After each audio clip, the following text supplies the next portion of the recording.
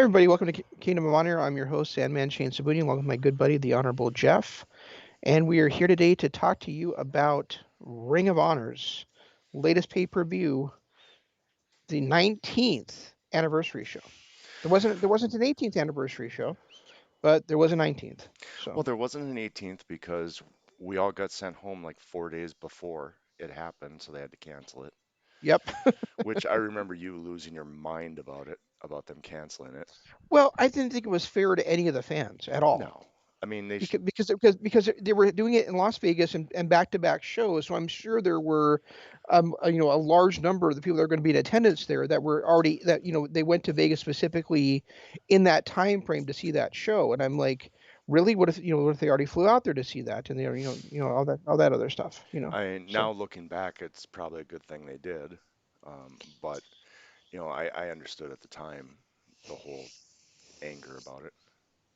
yeah, right. I mean, I didn't realize until maybe a week later how all the ramifications of them actually doing the show would have been. I didn't understand the whole, you know, medical, facilities being overwhelmed and all that kind of stuff. That because it wasn't just they didn't want to spread this. It wasn't just that they didn't want to spread the disease, or they were worried about the health of their fans and the wrestlers. It was more they didn't want to overwhelm the medical facilities, which we've had happen across the country, Right. this past fall. And So at the time too, I mean, it would have been nice after we'd figured out how to do empty shows to maybe do kind of like NJPW did and have the New Japan Cup a few months later. Um, it would have been nice, but them scrapping it, I guess, kind of, it is what it is. But I mean, to be honest, this one was a fantastic show, and that's weird for me to say on considering how down on Ring of Honor we were a year ago at this point. Was it a year ago when PCO won the title? it was a year and 3 months ago. Right. A year ago, we were actually both looking forward to seeing the anniversary show last year Yeah, because that because it was supposed Marty to be hit. the anniversary show, and then the next night it was supposed to be the past versus the future, or Yeah, and present then versus the past, or whatever it was. So Marty had just taken over booking, so things were looking good. We were looking forward to the Marty versus Jay White match. yep. There was a lot of good things happening with Ring of Honor, and it kind of got put on hold. Well, the whole world did, Yeah, but but I mean, yeah. this match, this pay-per-view, my absolute favorite match, and what I think might have been, my favorite Ring of Honor match in a while was EC3 versus Jay Briscoe. Yeah, that was great. I mean, and Jay Briscoe once again knocks it out of the park, and EC3, of course, did his part as well. And I So like how they've changed it so the EC stands for what was it, extraordinary character or something like that, the essential character, essential character, and not Ethan Carter, right? which I think is an interesting take on it.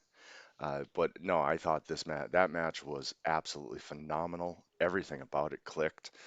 I love the fact at the end we got the two of them, really realizing there's no hatred between the two of them. It was just a grudge match trying to earn respect. So they gave each other the respect at the end, and I just loved everything about it.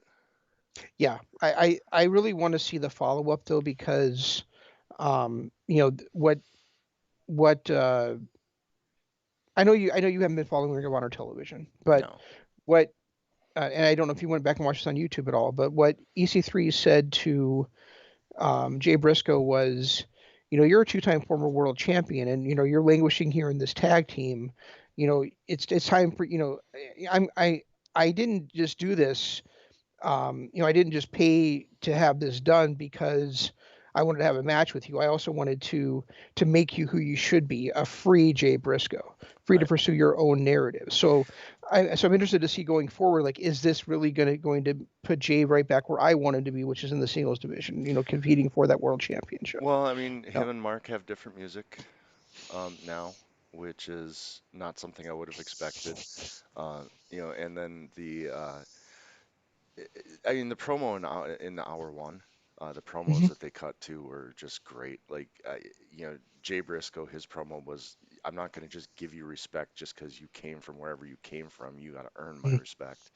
And then went on to, talk about how they've been offered all these contracts year after year for NXT and all this stuff, and they keep turning it down, and it just they both of them cut fantastic promos and then put on a easily the best match of the night.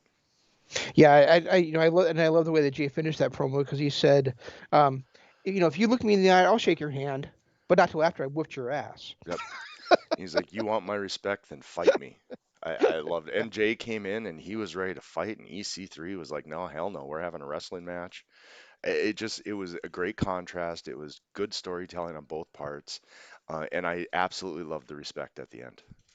yeah, these are two guys that were really coming to prominence in the singles race at the same time in their Hmm. respective promotions. Right. There was a lot of um, there was a lot of stuff going on with Ring of Honor where they were as they have over time, as they have basically throughout the course of their existence, but where they were in a real transition mode where they were losing people, and Kevin Steen was leaving. They put the title on Jay Briscoe, and he kind of became and then a couple months later he and Mark actually got in a contract dispute with the company, and so that's when Adam Cole first became world champion. As he won the tournament after Briscoe lost the was stripped of the title basically because there was a contract dispute and they weren't sure what was going to happen, which kind of was brought home to me a little bit more here when he talked about how they've been offered to these other countries and never left. Well, they kind of left for about 3 months. they just Right. they just didn't ever go wrestle anybody else. They just were trying to weigh their options.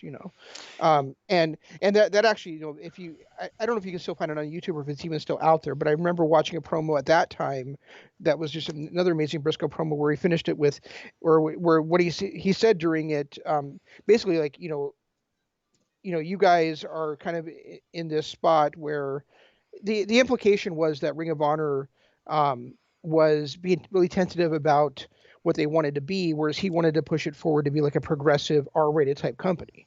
Right. And he's actually said in that promo, how you ever expect to see the promised land if you're just tiptoeing through the fucking wilderness? Right. Yeah, so I mean, and so it's great, and then at the same, then when all this was happening, of course, is also when EC3 was coming in as Ethan Carter the third, and he was this Dixie's. entitled nephew of Dixie Carter, and then eventually he became like the top guy in that promotion as well. So I mean, Yeah. really, these guys both in like that 2012 2013 area were guys that were like dominating their respective promotions. The one Um, thing about EC3 that I remember that really shot him in the foot, and I don't know if he'll ever recover with, especially with Impact fans, was when he was out there cutting that promo with Hulk Hogan and Dixie Carter, talking about how he's the only homegrown talent that they've ever, or the greatest homegrown talent that they ever had at Impact, and they better respect him. And then, of course, the crowd just lost their shit and started chanting for AJ Styles. oh, okay. But Were they other, not? Was that not what they were trying to set up at the time? Probably not, huh? no, because AJ was already with WWE at the time. Oh, okay. I mean, he'd already gone through his year of being, his year being actually 2 years, because he left in 14, joined WWE in 16, and he was, Right. he'd been gone for 2 years. But when you look at homegrown talent, Impact has had a ton of them throughout the years. I mean, Samoa Joe. Well, I guess Samoa Joe really was grown in Ring of Honor, wasn't he? Yeah, he was. So probably AJ, James Storm, Robert Roode. Those would be guys that would be considered homegrown talent for Impact, and nobody's better than AJ. No. But he came out and cut this promo about he was talking about how he was the greatest homegrown talent ever, and I remember just the crowd turning on him. And we never saw him again in Impact. A few months later, he shows up in NXT. Well, I mean, almost nobody in the history of the wrestling business is better than AJ. So Right, it's exactly. But yeah, when the crowd turned on him, and I remember just because I was watching Impact that night, just for some odd reason, I don't know why, because I never really watched Impact. Um, but I was watching it at the time, and just to see that crowd turn on him, and then he never appeared on Impact again. Well, I had kind of turned on him when they just all of a sudden out of nowhere made him a baby face against Matt Hardy. They did they did Double that weird turn. double turn, and Hardy being a heel worked perfectly, but him That being a face did not at all for me. it never did, and that's they tried it a little bit in NXT before they moved him to the main roster, and it fell flat, and he quickly went back to his smug heel. And then I feel so bad for him. He spent 2 years languishing on that main roster. I don't think he had more than a dozen televised matches. I didn't know he ever had any of them. So I know he'd have them here and there as like one-offs, and you think, okay, now we're getting an EC3 feud, and just never used him again. I really think this look works for him too. I think this bald brooding look works really well for him. The bald with the goatee, and Jesus Christ, what did they chisel him out of? It's something better than granite, that's for sure. Oh my God, that dude is ripped. Like Well, it made, it's it's funny because I had I mean I remember him being ripped, you just kind of forget that when he's coming out there in jeans and a t-shirt all the time. And well, this is actually the first time he wrestled in wrestling tights for Ring of Honor, or even appeared in wrestling tights for Ring of well, Honor. even Caprice Coleman was like, oh my God, even his Yeah, thigh muscles.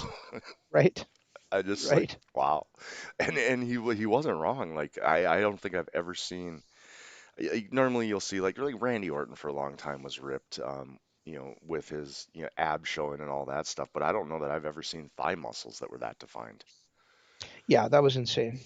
So that dude's been in the gym. Maybe that's what he was doing for the 2 years he was kind of wallowing in WWE. He was just working out all the time. Another great match on this show was, of course, the World Championship match. I coming in, I was like I told you, I mean, I was dreading this match, not because I didn't think it was going to be a great match, but because I was just so afraid that Jay Lethal was going to be the world champion. Well, and I was kind of in a awkward spot with that because I didn't want Jay Lethal to be a champion again, but I really don't want Roosh to be the champion any longer. Right, right. So It really it's is. It really is a hard place for me as a wrestling fan, where like I hate the world championship, and you know what, I hate it because of that. That fucking going outside the ring and grabbing that fucking cable and choking people with it. I mean, that just it's disgusting to me. It's I stomach just turning. I just think So it's gotten to a point where it's like it's enough's enough. Roosh, you've had your run. We need to start having anybody else showing prominence. Um, it just I don't know. I've not been a fan of him being the champion since the first day he won it on his first title run. well, you didn't like that he beat Matt Taven for it. Well, yeah, there is that. And I mean, I thought he was a great champion until he started that. And so of course that stupid match against PCO, and like I said, the going outside the ring and just choking people with the cable and the referee never doing anything about it just drives me nuts. You yeah, know. there's a lot of things about it that. Anyway, it was a wonderful match. I just was irritated about the outcome, and I would have been irritated no matter who won. Yeah. So, that was kind of a letdown for me from the unless start. Brody King came out and shot them both and just took the title, you would have been Right. pissed off. Yeah. Unless it was Brody King. Yeah, you're right. But yeah, that was just, but I mean, it was a good match. It's just, I could never get invested in it because I just wanted them both to lose. Yeah. I can see that. I totally can get that. I mean, So, and I actually kind of felt the same way about you're gonna hate me for this, but I kind of felt the same way about that street fight thing that we saw too. I mean, yeah, I do not like Matt Taven as a babyface at all. no, I really have a hard time with that character, and Vincent just annoys the shit out of me too. So I I'm kind not of gonna wish lie though. I wasn't I would not have been sad if that push from that balcony killed both those characters off. Not the people. I don't want the people to die, but to kill Just those the characters off. characters. I've been okay. Yeah. You know. I'm not gonna lie though. I love the way that they sold that throughout the hour one and even the pay-per-view itself. With people like trying to get a hold of Matt Taven to see if he's okay and all that stuff. Yeah. Because nobody had heard from him since this was done, and it was they did a good job of setting that up, and for a cinematic match, it worked well. I guess I'm calling all these things cinematic matches at this point, but it was done well Well, done. It was brutal. this was the least cinematic of any of the cinematic matches we've seen. I Oh think. yeah, yeah, it absolutely was. That's why I threw in there. It's like I'm just calling all these matches cinematic at this point. Yeah. Um, but It was brutal. It was the kind of brutality you expected. The only downfall I have of it was that it was a non-finish, so this story is going to continue. The other thing I didn't like is that he was a non-finish and somebody interfered who he had never had any kind of a foreshadowing or anything about. It was just kind of a guy that appeared out of nowhere, and I've never even seen this guy before. Yeah, and they never gave him a name or anything. It was just a big bearded man dressed in overalls. I His mean, name is Dutch. Dutch. Okay, yeah, it didn't make any sense. The other thing, and maybe it's because I'm not watching ROH TV and haven't, but You why should be. is Malone so concerned about Matt Taven? When did they become friends? Who's Malone? Beer City Brawler and Bruiser Malone, or Oh, Malonis. Malonis. Okay, gotcha. Well, what they're saying is that basically Matt Taven and Vincent and Bruiser Malonis all came up together in the ROH dojo. Really? Because Taven appeared like almost a decade before Malonis did. Well, it doesn't mean they weren't in the dojo at the same time. It just means that he graduated, faster into ROH. But that's what the whole storyline is behind it, Oh, basically. okay. All And right. Well, at and least and there's a then story. there was a tag match with the bouncers taking on the OGK. Um, and once the match was over and OGK had won, they did their usual thing where they went out to get their bottles of beer and gave them, and they were all going to have a toast in the middle of the ring together, right? Right. And then out comes Vincent and Bateman, and Vincent, did this whole like talk about basically like trying to convert the bouncers to the dark side. And because they weren't, the other thing was that Vincent couldn't come down there because they were not supposed to be within a certain number of feet from each other. Like there was never supposed to be another match between Vincent and Taven. Oh, okay. And so, once Vincent left, and then Taven turned around, he got cracked over the head by the beer bottle by Beer City Bruiser. Hmm. But Malonis is not okay with that at all. So it's kind of like this thing where they're still friends, and Malonis is still friends with the OGK, but Beer City Bruiser is like, no, we need to focus on ourselves now. So And how about Maria Kanellis? Now that you brought up OGK, so um, Maria Kanellis announcing another women's tag team division. well, no, it's no, she has a women's world title division. Okay, all I know is it was like I thought it was a tag team tournament. I just as soon as I got announced, I mean, why would there be another one? Hasn't Ring of Honor already had one?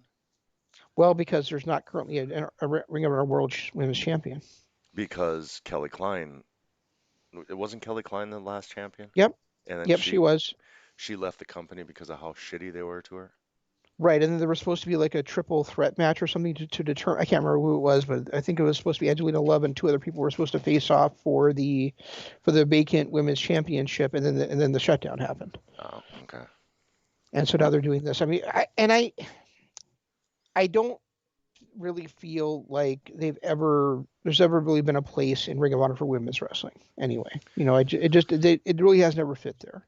Yeah, So I I, kind I of don't agree think with I that. don't think this is necessary. Well, and I don't remember who it was, but somebody was talking about how NXT has had the greatest women's division of all time. Hmm.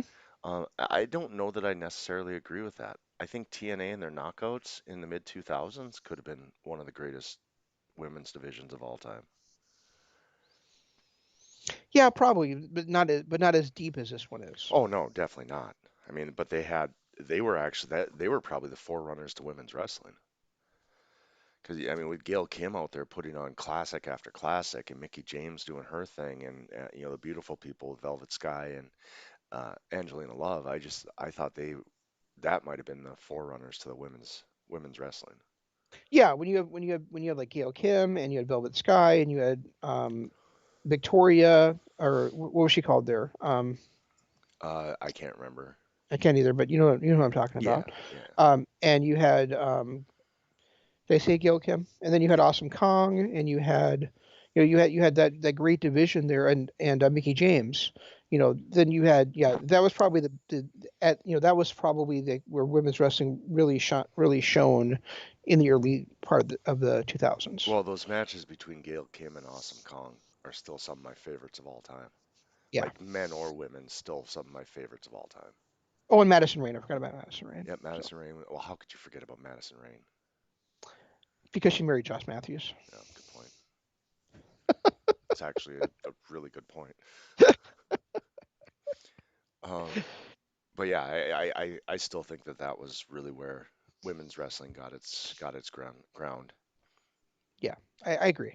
Um, I mean, there was always things like Glow and Gorge and what was that other the Wow women of wrestling, but those were always more focused on their bodies and their looks than it was the wrestling in the ring. Right, right. Whereas things with the beautiful people. I mean, the beautiful people clearly were also sexualized as well, but they were still really brought it when it came to the performance in the ring as Yeah, well. especially Angelina Love.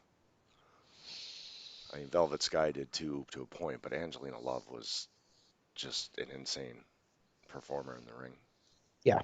Yeah, so I mean, I can see where NXT is coming from, but at the same time, I do think that the Knockouts division, even if they weren't the didn't have the depth of the NXT women's division, was still a great division.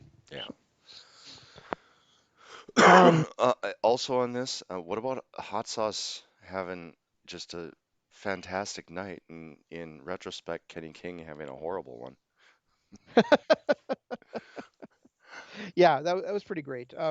I didn't I felt like Williams and um, King did not get long enough in their opening No, match for the TV title seven to. minutes was way too Yeah. short. Yeah, I mean, I understand why because they had, because they did have another match later on the card for the tag titles as well. But at the same time, it really felt like it was such a quick victory for And Williams. that finish just came out of nowhere and was kind of Yeah, like it didn't make much sense. Like, why is she throwing the title in there? And even to the point where even the announcers like, what the hell? And then it ended up being a pile driver out of it and a quick pin. It just didn't make sense. Um, no. but still, he had a hell of a night. And now what do we do with Dragon Lee? Because technically, Dragon Lee just lost two championships that he wasn't a part of. Yeah, and that's what I was saying. I think that this opens up like a lot of storyline possibilities if Williams were to win because now Lee can be mad at both King and Williams. Yeah, but I can't see King being separated from Lij. No, I don't think so either. Not Or after not not after Lij. we I'm saw sorry. not What af- are they not on not this one? after he yeah, LFI. Not after he threw away Amy Rose, and not after what happened at the end of the night. No, I there it was kind of I was kind of wondering if that could possibly happen after that TV title match. I almost said Intercontinental, but after that TV title match. But once the tag team title match happened, there was just no way that was going to happen. Yeah, I mean he is LFI through and through. There's not going to be a breakup of those three. No, but that doesn't mean they can't be. There doesn't mean there can't be some tension in between them, though. You know, Hopefully it's better tension than the Mexico tension. Oh God, Mexa Squad. Mexa Squad. Yeah, I always want to say Mexa Cool too, but it's Mexa Squad. whatever. That was just. How about shoehorning a luchador match into the main show and coming up with a horrible storyline to start it off with? Yeah, that was really, really, really odd. I mean, there because I mean, when you watch that, and I know you didn't. Again, you didn't watch it, but when you watch the original match between those two teams for the six-man titles, where Shane Taylor Promotions won the belts, there was no tension between them whatsoever. Right. So this really feels like it just really does feel like it just came out of absolute nowhere. Well, it was shoehorned in. It was just we got 15 minutes to fill, so they threw it together a luchador match. And it also But they, made but they shouldn't have had 15 minutes to fill. If they just made the tag title match and the TV title match longer, they wouldn't have needed to try to shoehorn in anything in right. there. Well, You know. and it made no sense either because okay, I get it. Flamida's all upset, so he wants to fight people. But what's the reason for Rey Horus and Bandito to want to fight? I mean, they were on the same page. They were trying to calm him down, and all of a sudden they just all agree to fight. Yeah, I mean, it really should have been if they were going to do that. It should have been just Flamita versus Bandito. Or Rey Horus, either one. Well, it was Bandito he seemed to have the most problem with. Yeah, that is true. But So yeah, so so so when Oris was suggesting the match, why did he suggest putting himself in there? That didn't make any sense to me. yeah, I mean, yeah, it did that just didn't make any sense. I did really like, even though, as a fan of Shane Taylor, I did not like being able to not really see Shane Taylor perform. Didn't But you? I You but I didn't but I watch Hour One? I did no, that's no, you didn't let me finish. Oh, So, I'm sorry. I'm sorry. but I did like the storyline they went with for that 6-man title match, where it was like, Shane Taylor, just can't get into this match because his focus is off. Because he just got turned on by one of his best friends, and he lost his shot at the world championships, and it seems like he's having such a hard time focusing here, especially after getting jumped before the match started. Right. So it was cool to see, Shane hit a couple of his signature spots, but still not really feel like he had ever got his footing in that match, and getting a chance for Moses and Khan to shine through and carry him for once. Well, and I like the fact that after the match, and I can't remember what his exact words were, but it was like, "I'm the GPS, they're the motor." Yeah, he's like, yeah, that's what he said. I'm the leader. I'm the leader. I'm the leader of the engine. They run the engine, or something like Yeah. that. Something like, yeah, I mean, it was a really cool way to, like even admit, hey, I'm off my game, but these guys are the ones that are the real stars. yeah. I just, the only other thing I want to say about, I didn't like, the only other thing I didn't like about that match was that, I had told you, watch the way Moses commands the ring. Well, you didn't really get to chance to see it in this match, No. because it was 3 against 3 the whole time, or 3 against 1. Yeah, because it There was was never an luchador actual rules. there was never an actual spot to see what Moses was actually doing out there, what he can do out there. Yeah, it So. was what lucha rules or something like that. Yeah, wait, yeah, which Lucha, every other time that they said Lucha rules, it's been that, whoever, if they drop out of the ring, then somebody else can become the legal man. Now this one, Lucha rules, was just basically Everybody Texas fighting at Tornado once. rules. Yeah. Yeah, and speaking of lucha rules, I enjoyed that four-way match too with LSJ, Eli, some I still don't understand the one dude and Brian Johnson. Oh, Danhausen's your favorite, and you know it. I still don't really understand him. I just I don't know what it is, but there's just some, but I one thing he did do that was really kind of interesting is he, even though it was lucha rules, he was just like okay to stand on the at his corner and just let everybody else fight for like the first 5 minutes. Yeah, I don't know. I mean, I guess I enjoyed it for what it was, but I just kind of wish they weren't doing those kind of things. I mean, they had one at Final Battle. They'll had another one here tonight. It seems unnecessary to me. Yeah, but the one in Final Battle actually led to something. This didn't. No, they just let Brian Johnson be Brian Johnson, really. Yeah, and I mean Eli Isom looks good. Is he completely done with Cheeseburger then? Cheeseburger's done with Cheeseburger. Oh, he is? Cheeseburger is now something like the Great CB or something.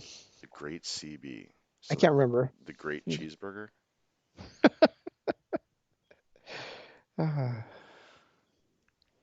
And me look at it here. and then we have an appearance by Rocky Romano to kind of and talking specifically about NJPW. So is there still a working arrangement between the two? And if so, how long is that going to be before it starts to roll into Impact and AEW? World famous CB. So world famous cheeseburger. Yep. Oh, Jesus. So, the as far as Rocky goes, first of all, Rocky being there, I thought was really cool to start with, but at the same time, he never really blended in with the other two to me. No. He very rarely had anything to say, and when he did, it was insightful as always, but it never really gelled with what, Riccaboni and, um, Caprice. and Coleman were doing. So, I really felt like he was more of a distraction than he was anything else out there Yeah, as on commentary. the I agree. I think the more I was looking at was the fact that it was NJPW and he was adamant about saying NJPW as much as he could. So, I mean, it begs the question, do they still have a working relationship? Are they, and, with Impact and AEW working somewhat alongside NJPW, are we looking at a fourth or now, yeah, a fourth company now coming into the mix? I don't think he has. I don't think that he is, working with NJPW, or that I don't think NJPW is working with. I think he was just there because he's in the United States right now. Oh, so they paid him a one-off appearance as long as he could mention the company as much as possible? Probably. All right. No. Yeah. Well, I guess we'll see going forward, but Yeah. I really don't see. I mean, not that they can't ever work together again, but I don't think they have like an ongoing working relationship at this exact moment. You know. the only other match that well, I guess there's two matches I kind of want to talk about. First of all, Jonathan Gresham. That man, I mean, it wasn't that long ago when I was like, he's unwatchable. And then after his match against ZSJ, I start watching him more often, and I am continually more impressed with this guy. Yeah. He really is a he's just like one of these guys where he's got like so much personality and explosiveness in this little tiny package. Right. You know. And I love their hour one setup when Dak Draper was talking about how, you know, I get it, you're the underdog and you're viewed as an underdog, so when you win, it's an achievement. When I win, it's expected. He goes on talking about this award, Dolphin Award or whatever that he won when he Yeah. was in fourth grade. Dak Draper's another one that the more and more I see him, the more impressed I am with him, especially if he can keep delivering promos like that. Yeah. Dak Draper's going to be a star. Um, and this was not a bad showcase for him whatsoever either No, because really he was dominating Gresham from the beginning of this match. Was it 7 minutes in and Gresham had already used all three of his rope breaks? right. Yeah, and then Draper a couple minutes later used the rest of his, so they actually went to a yeah, and what were they saying? It was the first time ever, or was it the first time since the reboot that they had two people that had used all their rope breaks? Yep, first time since the restart. Yep. Okay. I didn't know if it was the first time ever or not, but that was Jonathan Gresham to me is just the more and more I see the guy, the more impressed I am.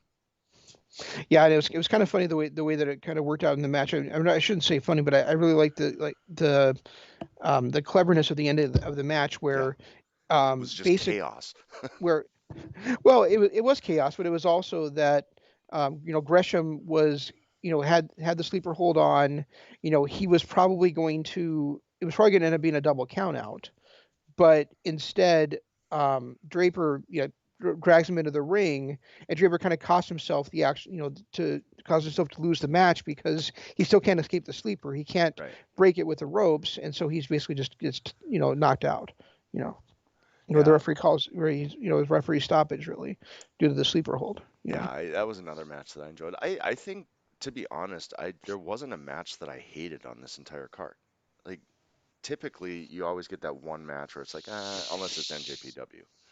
But everything about this I enjoyed. I mean, as much as I didn't understand the whole three-way thing, at least the match itself was decent. Hmm.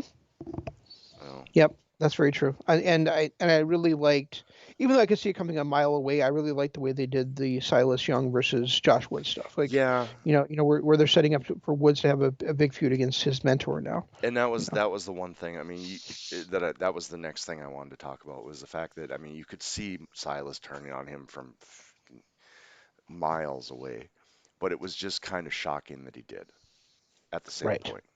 Because it was like it just seemed like he came back and he was still putting up with Josh Woods' antics and goofiness, but he was still they were still friends and they were still um, together. And then for him to hit him with that chair was still just a shocking moment, even though you knew it was eventually going to happen anyway.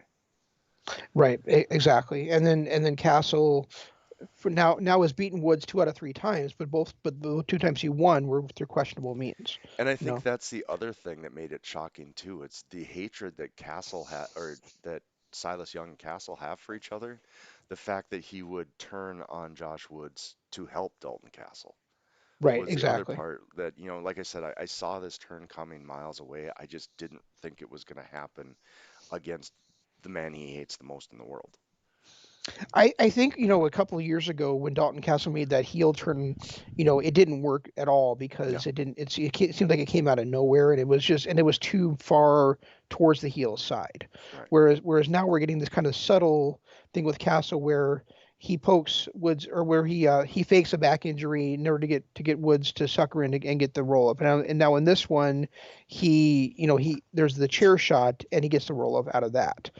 So these are like subtle things that he's doing rather than just being like kind of like this over the top heel guy out of being over the top after being over the top face guy. It just didn't work. And this one, I think it may if they continue him being the kind of this role of being the antagonist, this is going to be a work a lot better for him than the previous time they tried it. Well, and the last time it was just all of a sudden he turned on the boys and decided to feud with Roosh. And Yeah, it just and then just got destroyed by Roosh. I mean, he had what, an 8 second match against Roosh, that's right. He did, didn't he? so it didn't work. But um, this time I've liked the slow burn with it. Um, and he came out, and even like his demeanor, the fact that he wasn't wearing his peacock and his robes, and he was just wearing a t-shirt, and he was like, time to get to business, time to get to work. And um, the way the announcers were portraying it, it seems like it's a more of a slow burn than it was last time. Speaking of what you just mentioned about and that kind of brings me back to the world title match on this show. I really liked the false finishes in that world title match where we see the chair shot and Todd won't call for the bell because basically Jay asked him not to. And then shortly after that, Lethal does hit the lethal injection. Well, he's a little bit groggy. He can't quite get the 3 count on Roosh, Right. right? And then we see Roosh hit the horns, but Lethal rolls out of the ring instead of getting pinned, and then he gets it a second time. So I mean, those are a couple of false finishes that are really done well in an era where it's tough to where a lot of times these false finishes are done so poorly or they're so predictable. And their finisher kick out after finisher kick out. Right, right, You know, exactly. so I mean, Um, I felt that too. I felt like they did a good job with the false finishes. Like you believed that even though Lethal was groggy, that he was going to get the win off that cutter. But then when, Roosh kicked out, it was more of a, okay, well, that's because he did what Adam Page should have done against Chris Jericho 2 years ago. exactly, You know, exactly. he took that couple of seconds to get himself into position instead of running as fast as he could. The other thing on this show kind of want to talk about was the stable we saw formed at the end, where we've got a new stable led by Brody King. It's a little bit weird to me that Tony Deppin's in that stable. I want to see this kind of play out over the next few months on ROH TV, but the stable, just on the face of it, does not seem like a stable that should be together necessarily. Well, You know, I mean, I'm still disappointed. Homicide and Brody King together makes sense, but it's weird to see Tony Deppen and Chris Dickinson in there. You know, Yeah, I mean, yeah, it's weird seeing Homicide back though too. yeah, but if he were going to come back, you could see him with Brody King pretty easily. Yeah, You know, yeah, yeah, yeah, absolutely. whereas Tony Deppen was kind of like beloved by the fans, and he's just supposed to be this family guy up and coming, and all of a sudden, now he's got this vicious streak where he's going to be training team with Brody King and going against the code of honor. It's kind of weird. You know. Is is he a face in Ring of Honor? Well, he is, but then he just stomped out Jay Lethal too. So is he still a face? Who knows? Yeah, but is Jay Lethal a face? I thought they were heels. No, the Foundation are faces. Okay, they did another change. Well, because they're bringing purity to the Ring of Honor. They're not doing any cheating at all. They're Oh, out wrestling opponents. Makes yeah, sense? Tony Deppen does not fit that group. No. Even Dickinson fits it more better than Deppen does. Yeah, I mean, because Dickinson at least has some arrogance to him and stuff. Right. Deppen just doesn't feel like he would fit. I mean, I guess we'll see. Maybe things will change, and maybe he will fit in there going forward. But he just doesn't. At this exact moment, he doesn't feel like a fit for I that mean, group. maybe he'll be like a Sean Spears, where he just, on the surface feels like that odd apple, but he kind of fits the mold. Yeah, maybe he will be. And With a few tweaks to his character, he kind of fits the mold. yeah, and this is a guy that we've rarely seen wrestle anyway. So I mean, being able to mold him into that would probably be pretty easy. Right. So I didn't get too much of a chance to watch NXT or AEW this week. It's just been one of those weeks. Um, Anything interesting happen on either one? I really liked the ending of NXT. I thought overall Dynamite was a better show than NXT this week for the first time in a long time. But I really liked the end of NXT with the contract signing between Cole and O'Reilly. Okay. Some great promos worked by both those I'll guys. make sure I watch that then. And I do want to watch the rest of Dynamite. I did watch Omega versus Seidel. Hmm. And holy crap, when did Seidel become decent again? Well, he was against Kenny. I mean, he was against Kenny Omega, so Good point. But yeah, that was a really good match, and I thought that actually it was bookended by two really good matches because you had that match, and then you also had the great TV title match between, or I'm sorry, TNT title match between Darby Allin and John Silver. So Yeah, I heard. I gotta watch. I do have to watch it because I've heard some things about it, about what happened throughout the night. Like I heard Pinnacle had a match, they did. and I heard that It was a squash match. I heard there was some interesting things with Hangman too. I don't know if there was really interesting things that I can really think of. I mean, unless I just not thinking off the top of my head, but I remember he was backstage with the Dark Order, and then he kind of had his own kind of squash match. Oh, okay, maybe whoever was telling me this stuff was more interested in a squash match than I will be. Yeah, I mean it was that big dude that's now with um pretty Peter, and and Oh, and Heyman was against him and beat him in like I don't know a minute and a half, something oh, like that. okay. So, So but no, I definitely. I mean, I wish I had had more time to watch it, but with you know, Ring of Honor having a big show and then my kid here, I just ran out of time. and then the Bucks and Brandon Cutler had a really good six man against um the Lucha Bros and Laredo Kid. Well, anytime you get the Bucks and Lucha Bros together, it's fun. And then Kid is just great. Yep, and he was filling in for Pac, who had some kind of an injury going on that night. But yeah, so it was, and that was almost, if you remember, that was almost that one match we saw at Fighter Fest. Oh, Remember the really? main event at Fighter Fest? It Yep. was it was those three guys against the Bucks and Kenny Omega, not Brandon Cutler. Right. So Yeah, and I think that's where I fell in love with Laredo Kid was that match. right. I still want to try to find that match. I probably should look on YouTube or something for his match for his AAA title match against Kenny King.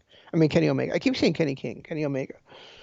So, How can you ever get those two confused? well, Kenny is the king. Yeah, You it's know. true. That is true. All right, well, I'll give both those two a watch Yeah. to see Um, if any other and thoughts I'm come out trying of to it. remember like what really was other. Oh, NXT did have Kushida versus the Irish Ace, but it didn't feel like that match got it. They were like these are two of the best junior heavyweights in the world. This is well, I mean, of course they used the word cruiserweights, but and it's the first time ever meeting between the two of them, and then it got like I don't know 5 minutes. Never So got out of second gear then, basically. exactly, That's too bad because Jordan Devlin is great. Oh, and Danny Burch is injured. He's Oh, out for 6 months with a separated shoulder. So now there is now a triple threat tag match at um, at Stand and Deliver to crown new tag team champions. oh. So with that setup, who do you think the three teams would be that they chose to wrestle for those tag titles? Well, they're setting up Champa with Walter, so that, Champa and Thatcher are not going to be a part of it. Right. Um, Okay. So how would I spot you two of the teams? You tell me who you think the third one would be. to be honest, I can't even think of a team in NXT right now. Okay. So it's MSK Okay. Oh, yeah, versus GYV. yeah. Okay. Who would you pick? Who would you think the third team would be? Honestly, I don't know unless it'd be like Mustache Mountain, but Okay, so I would have thought Imperium, yeah, but it's actually Legado del Fantasma, which means that who's winning that match? GYV. Legado del Fantasma. I think so. Because there's no other fucking reason for them to be in there. They suck.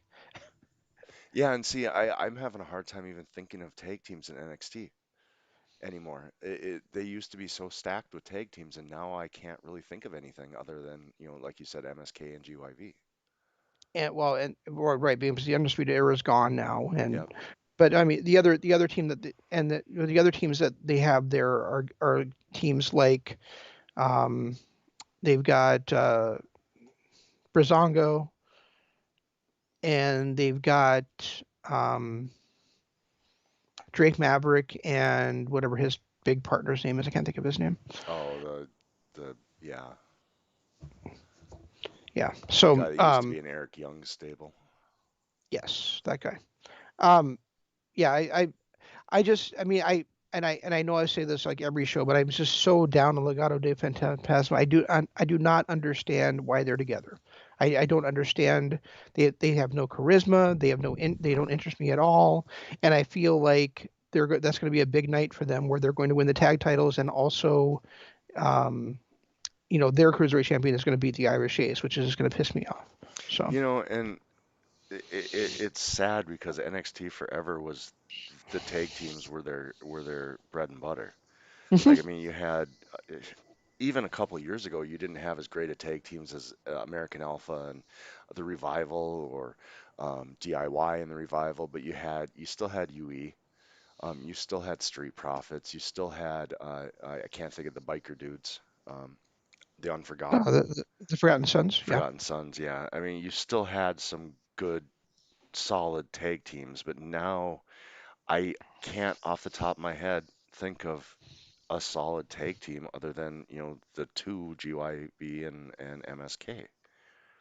And it's never been that way before in NXT. It almost feels kind of like uh, NXT is going the way of WWE with we don't care about tag teams. Yeah, it really is kind of off-putting in a way. Yeah, you're right. It definitely it does not feel like that tag division and really Burge and Lorcan have been together for 3 years now or something. So I Right. mean them anchoring that division, made it feel stronger than it has been. But now that they're gone, now it does really feel like they're kind of rudderless. Right. And that's why I'm looking at that. I'm going and GYV winning it, I think would be strong for them. I think Imperium winning it would be strong for them. MSK, I feel like they've not been there long enough to really be a team that could solidify that division. And they're bringing too much of their Rascals stuff to it. Do you think so? Yeah, I mean, it was funny watching them eat popcorn with Beth Phoenix, during the whole women's fight, but I want to see that as kind of a one-off thing. I don't want to see that in every episode. That's fair. Yeah. I don't want the whole that 70s show vibe that we got from them in Impact. I want, it's great to have them have their personalities and stuff, but not every episode. That's very true. Yeah. So I guess we'll see. I guess we'll have to see what they do with those titles. But I would be very surprised if they don't end up on the two guys that I fucking hate. So That's probably where it's gonna go. We know that because but yeah. hey, that'll be good radio. That'll give us a good, 30-minute rant. And maybe I'm completely wrong, and they're going to lose, and then that actual move to the main roster, which would make a lot of sense because they just got rid of us, of Lucha House uh Party. no, oh, did they get rid of Lucha House Party I too? don't know. I don't pay attention. No, I was talking about they just got rid of they who did the hell did they release? Think of his name. Oh, Andrade. Andrade. Yeah, I was going to say Armando. I knew that wasn't right. So yeah, so they just got Andrade was kind of like I think it was they kind of were planning on him being their next like Latin star, and they didn't really use him, and now he's gone. So I would think it would make more sense for them to move that stable up there to try to get that Latin audience back. Well, and I hope Andrade does catch on somewhere and do great things because even How though could he he not? well, even though he wasn't really you know, kind of a front runner or even in major storylines, when he did go out there, he put on great matches. And he does have that 90-day clause in his contract. I'm pretty sure where he can't wrestle for another promotion for 90 days. But I could easily see him sliding into Death Triangle as one of the members there. I mean, Oh they'd yeah, have to that change, would be they'd great. have to change the name of the stable, but he would fit really well in with all three of those other guys. Yeah, You I know. agree with that 100%. And I mean, him and I can't think of the dude's name. The Johnny Gargano's lackey, Oh, Austin Theory. Austin Theory. I mean, he had that run with Austin Theory and whoever that other guy was. It was a lot of fun too. Right. And then they just inexplicably broke up, and now Austin Theory is back in NXT. I don't know that's gonna be for very long either, though. You don't think so? No. I mean, he is the prototype that Vince loves. He's a ridiculously muscle-bound dude who has a good character. Um, I could easily see him coming into the main roster and making an impact, but he is still young. I think he's only like 23 or 24. Yeah, he is. But I just don't. I don't know. I guess we'll have to see where it goes. But it kind of seems like it almost seems like they're already breaking him away from Johnny Gargano. Which is sad. That pairing of those two is great. It is, but now we kind of found out that Gargano paid off the therapist, and he kind of, and was it this week? Maybe this was this week on NXT. This happened too, where he had a match against um, Silent Dude, and Oh, yeah. and he was like, he's like, you didn't really say those things, did you? And the guy's like, looks at him like, he's like, yeah, I knew you would, and I knew you loved me. And he gives him a hug, and then he gets put out by the silencer. So Interesting. yeah, I don't know. I've so just really enjoyed his goofy character. I yeah, it was actually kind of funny because he goes, you paid off the therapist, and he goes, yeah, I paid the therapist. That's how therapy works. You have to pay for it. no, both those guys. Like I really love this goofy Austin Theory. I really love the goofy Johnny Gargano. This is the kind of heel that I wanted Johnny to be. Not that, because he tried to be that badass heel when he first turned and it wasn't working. No, he's not really going to be a sadistic, is he? No, but him being this goofy, arrogant heel, I love, absolutely love him in this role, and I'm so glad that when I first suggested it, what, 2 years ago, that he needed a change of pace, Mhm. and they maybe need to turn him heel, this is what I had envisioned. Not, Ah, okay. I wanted him to be, because Johnny as a lovable baby face, the underdog worked great, but Johnny's not a big guy. He's never going to be believable as a sadistic badass. But No, as a goofy, arrogant heel, he works perfectly. I agree. Yeah, he's had some really funny moments. And I that, think my favorite thing. Well, first of all, the thing was, well, of course, I paid off the therapist. You have to pay for your therapy, yeah, yeah, But I thought that was pretty funny. But I think my favorite still is like, 1 week he's like, everybody knows Johnny Gargano loves wheels, and then he loses the title, and then next week he's like, everybody knows Johnny Gargano hates wheels. I still think my favorite line by him was when they got Austin Theory back after he was kidnapped from the pay-per-view, Yeah, and they got him back, and they were talking about, you know, Austin Theory is great and he's got a level head. Just don't show him anything shiny. yeah, That's still one of my favorite lines of all time by Johnny. yeah, pretty great. Yeah, All so right, I mean, I'll definitely watch NXT and I'll be caught up with this week too because I'll watch it this week. I won't have as much hecticness happening. all right, sounds Do we have good. anything Um, NJPW coming up? anything in what? NJPW? Oh, I thought you said GPW. I was like, what? So, okay. No. I'm not sure when the next big show is. Let me look. And we didn't talk about it, but what are we next week is Godzilla versus Kong, right? It is For our pre-show, pre-wrestling show, our pop culture show. I'm actually looking forward to correct. that movie. I am too. I don't know if we talked about this last week on the air, or if it was off the air, but I feel like it's a both Kong and Godzilla, by the end of the movies, they were making them out to not be monsters, but actually humanity's protectors. Yes, we did talk about that. Okay. Um, are you still free to do next Sunday, even though it's Easter? Yeah, I got I don't know nothing if you going. had, didn't okay. I don't know if you had any plans or not. So I okay, mean, I'll get Arlo probably mid to late afternoon because he'll be with his grandma, his mom okay. and his grandma. But Otherwise, Actually, I yes. got nothing going on. Go ahead. The only thing I have going on is nothing. Yeah, and actually, Sakura Genesis is the next show for NJPW is actually on Easter Sunday. Oh, is it really? So it is, and so let's look at the lineup real quick while we got a couple minutes. Um, all right, so the opening match is Doki versus Zack Sabre Jr. and I'm sorry, not versus Doki, Zack Sabre Jr. and Tai Chi versus Jado and the Girls of Destiny. Okay.